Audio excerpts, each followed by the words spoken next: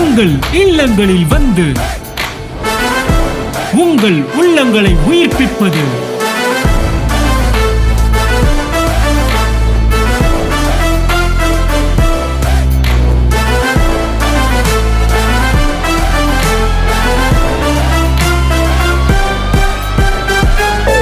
உங்கள் channel DJ. The man who is in grace, he has the seed and DNA, the chromosome of Jesus Christ. Oh!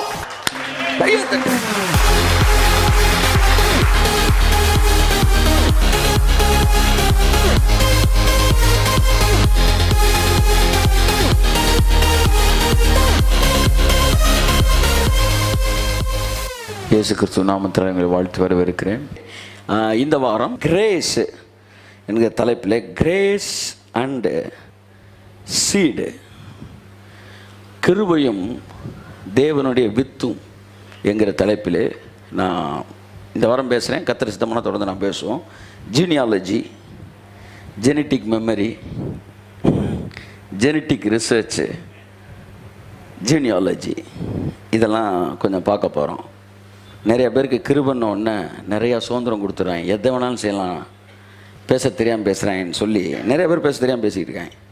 ஆனால் உண்மை என்னென்னா, கிருபை நீங்கள் சரியாய் புரிந்து கொண்டால், கிருபை உங்களுக்குள்ளே எவ்வளோ வேலை பார்த்துக்கிட்டு இருக்குன்றத நீங்கள் புரிந்து கொண்டால், நீங்கள் கிருபைக்கு எதிராக பேசவும் மாட்டீங்க.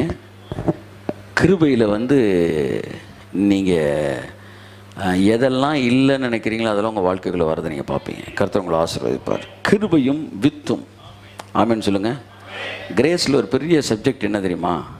கடவுளோட சீடு உங்களுக்குள்ளே வந்துடுது. அதுதான் லாவில் எல்லாமே நோட்டில் இருக்குது, கிரேஸில் எல்லாமே வித்தாக மாறி உங்களுக்குள்ளே வந்துடுது. இப்போ இந்த வித்து உங்களுக்குள்ளே வேலை பார்த்துக்கிட்டே இருக்குது, கெமிக்கல் ரியாக்ஷனு. அந்த கெமிக்கல் ரியாக்ஷன் தான் உங்களுக்குள்ள ஹோலினஸ் அப்படியே கொண்டு வருது. இந்த கிருபைக்கும் பரிசுத்தத்தும் தூரம்ன்ற ரொம்ப நாள் இந்த கிருபையும் பரிசுத்தையும் கனெக்ட் பண்ணலை. இன்றைக்கி நான் உங்கள்கிட்ட பேசுகிறேன். Grace and holiness. எல்லா ஃப்ரீடமும் இங்கே இருக்கும், ஆனால் எங்கும் இல்லாத பரிசுத்தம் இங்கே இருக்கும். ஏன்னா இது ஃபுல்லாக இங்கே சீடாக வேலை பார்த்துக்கிட்டு இருக்கு. கிருபை எப்படி வேலை பார்க்குது? சீடாக வேலை பார்க்குது. இந்த வாரம் அதுக்கான ஒரு சின்ன விஷயத்தை சொல்லி நான் கடன் செல்ல விரும்புகிறேன். இந்த கனெக்டட் வேர்ட்ஸ், வித்து, சுதந்திரம், குமாரன், குணம், ஜாதி, இதெல்லாம் இது ஃபேமிலி வேர்ட்ஸ். இதை ஃபுல்லாக நீங்கள் வச்சுக்கிட்டீங்கன்னா நம்ம சப்ஜெக்ட் என்னன்னு புரிஞ்சுக்கலாம். Okay, grace and seed, genealogy. ஒரு நல்ல ஒரு தமிழ் படத்துலேருந்து ஆரம்பிக்கிறேன். ஆமாம், போதி தர்மன் ஒருத்தர் சுற்றிக்கிட்டு இருந்தாருன்னு சொல்கிறாங்க. எங்கே சுற்றிக்கிட்டு இருந்தாரா?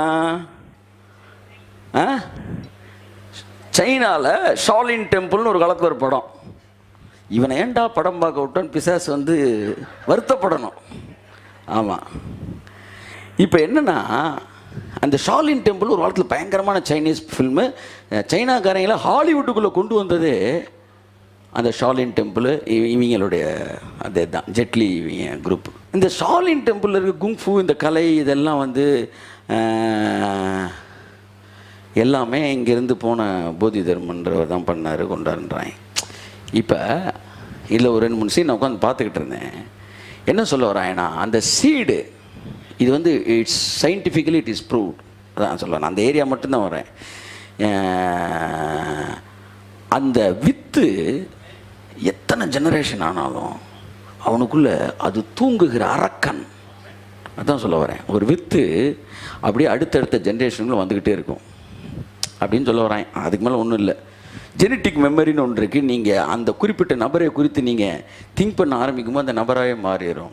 எத்தனை நம்ம பார்க்குறோம். நீங்கள் சாலமனை மெடிடேட் பண்ணும்போது டக்குன்னு நீங்கள் சாலமனோட விஸ்டமே உங்களுக்குள்ளே வர ஆரம்பிக்குது.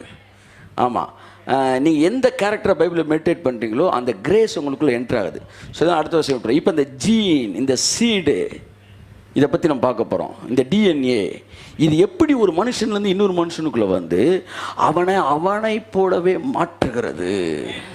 கிறிஸ்துவுக்குள் இருந்த வித்து நீங்க கிருபைக்குள் வரும்போது உங்களுக்குள் வருகிறது. பழைய ஏற்பாட்டில் இருந்தவங்களுக்குள்ள பாருங்க, நல்லா கவனிங்க, வார்த்தை கற்பலகையில் எழுதப்பட்டிருந்தது. புதிய ஏற்பாட்டில் அவர்கள் இருதயத்தில் எழுதப்படுகிறது. இந்த இருதயம் என்பது விருப்பம். அந்த விருப்பம் உங்களுக்குள்ள வர்றதுக்கு காரணம் என்னன்னா, உங்களுக்குள்ளே போய் இயேசு கிறிஸ்துவின் வித்து உங்களுக்குள்ளே வந்திருக்கிறது. The bottom line என்னன்னா, the man who is in grace, he has the seed and DNA, the chromosome of Jesus Christ. Oh! கையை தட்டு. எனக்குள்ளே, ஆமென், அழிவுள்ள வித்தினால் அல்ல, என்றென்றைக்கும் அழியாததும் நிலைத்து நிற்கிறதுமான அழிவில்லாத வித்தாகிய தேவ வசனத்தினால் நான் மறுபடியும் பிறப்பிக்கப்பட்டு இருக்கிறபடினாலே எனக்குள்ளே ஒரு டிஎன்ஏ இருக்கு, எனக்குள்ளே ஒரு வித்து இருக்கு, எனக்குள்ளே ஒரு சீட் இருக்கு, எனக்குள்ளே ஒரு ஜீன் இருக்கு. இந்த ஜீன் சுத்தி எதுவுமே இல்லாட்டினா கூட ஒரு மனிதன் எதன் அடிப்படையில் செயலாற்றுகிறான்? சூழ்நிலையின் அடிப்படையில் செயலாற்றவில்லை. தனக்குள் இருக்கிற டிஎன்ஏயின் அடிப்படையில் தான் அவன் செயலாற்றுகிறான். கையை தட்டிட்டு அல்லேலூயா சொல்லிட்டு அமைதியா இருந்துருச்சு வீட்டுக்கு போயிருங்க. இதுக்கு மேல நீங்க கேட்கறதுக்கு ஒண்ணுமே இல்லை.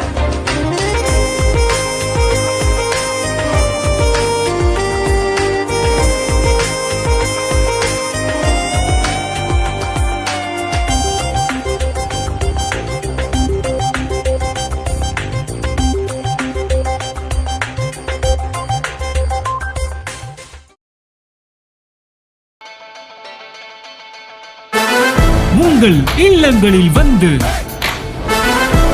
உங்கள் உள்ளங்களை உயிர்ப்பிப்பது